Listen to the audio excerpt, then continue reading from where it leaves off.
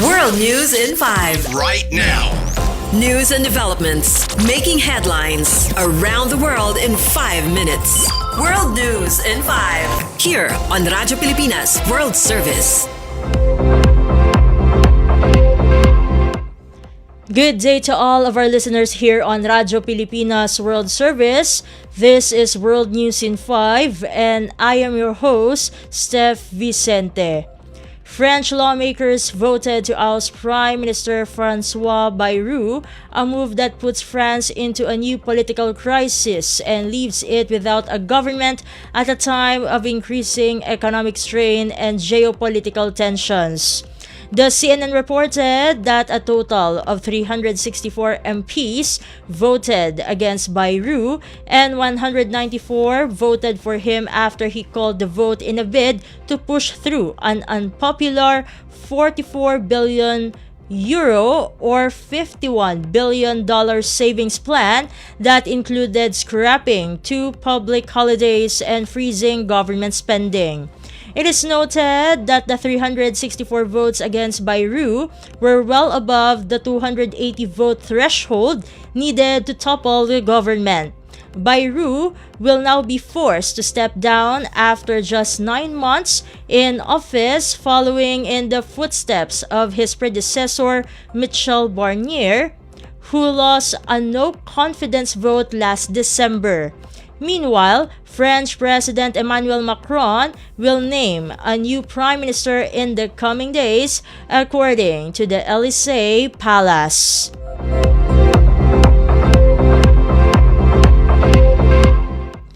In other news stories, police have fired pepper spray and detained supporters of Turkey's main opposition party as crowds gathered outside the headquarters of the Republican People's Party in Istanbul. Al Jazeera reported this happened amid a protest against a court order removing a senior party official. Footage from the scene showed protesters clashing with police before riot units pushed into the crowd.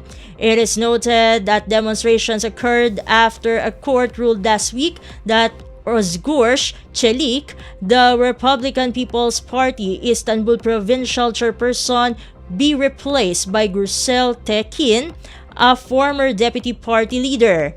The party's national leader, Özgür Özel, dismissed the ruling as null and void, saying Tekin had been expelled, with Çelik insisting he would not hand over the post. And finally, at least 19 people have been killed and dozens injured in Nepal after protests combating corruption and a social media ban led to clashes between demonstrators and authorities.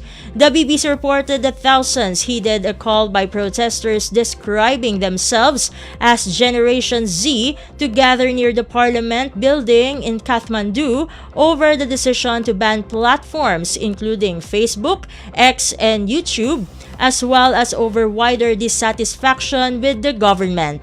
In this regard, Nepal's Minister for Communication, Prithvi Suba, said police had to use force, which included water cannons, batons, and firing rubber bullets. The government has said social media platforms need to be regulated to tackle fake news, hate speech, and online fraud. But popular platforms such as Instagram have millions of users in Nepal who rely on them for entertainment, news, and business. And that concludes today's edition of World News in 5. For Radyo Pilipinas World Service, this has been Steph Vicente. Good day and stay safe, everyone. World News in 5. Right now. News and developments making headlines around the world in 5 minutes. World News in 5. Here on Radyo Pilipinas World Service.